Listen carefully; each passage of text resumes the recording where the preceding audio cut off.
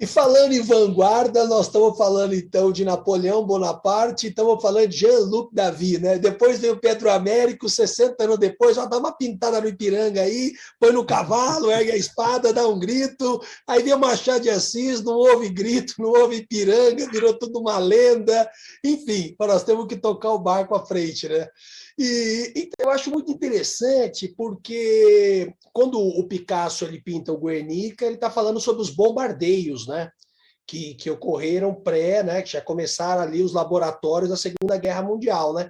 Como é que o artista se insere no seu tempo no sentido também de espelhar a barbárie, né? Porque, como disse o Adorno, a barbárie tem rosto humano, né?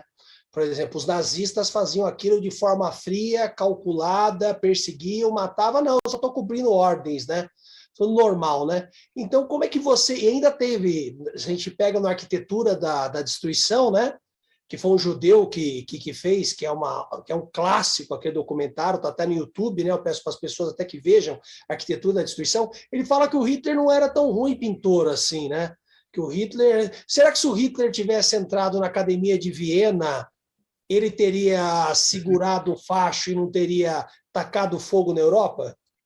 Pois é, teria sido bem melhor, né? Como artista, teria sido um pouco mais inofensivo do que como chefe de Estado, né?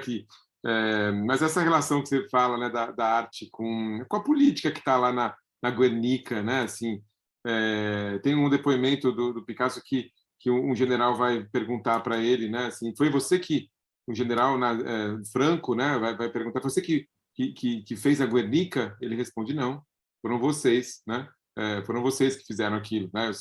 Então a ideia também de que a arte se coloca no mundo também, né? Como denúncia. Acho que particularmente a Guernica abre um campo, né? E acho que isso está muito forte nos dias de hoje na arte contemporânea, um campo da arte como denúncia, de uma arte mais explícita, uma arte mais objetiva, que se coloca ali como um testemunho, né? Da barbárie, né?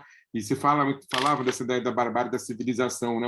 O Walter Benjamin tem uma frase muito bonita, né, quando ele escreve lá as teses sobre a história, que todo monumento da cultura também é um monumento da barbárie, né, assim, porque a história é sempre contada pelos vencedores, né? Então, o arco de um triunfo que se constrói depois de uma batalha vencida é a versão dos vencedores da guerra, mas tem aqueles perdedores, né, aqueles que foram, né, no caso do Brasil, os colonizados, os indígenas, os povos que foram escravizados, né? Então, essa ideia de que a civilização se monta sobre a barbárie, né? A cultura se monta sobre a barbárie.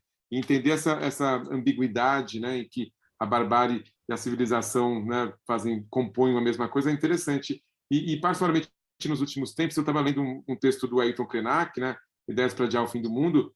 Ele fala que esse negócio de civilização, quem criou foi os brancos, e nunca se viu, né, como a civilização destruiu coisas, né, porque os tais bárbaros indígenas não destruíram nada na proporção com que a civilização destruiu, né? Então a gente começa a rever quem são os civilizados, quem são os bárbaros, afinal de contas. Nos parece que talvez haja uma inversão, né? A nossa civilização seja muito mais bárbara do que a gente se reconhecia até pouco tempo, né?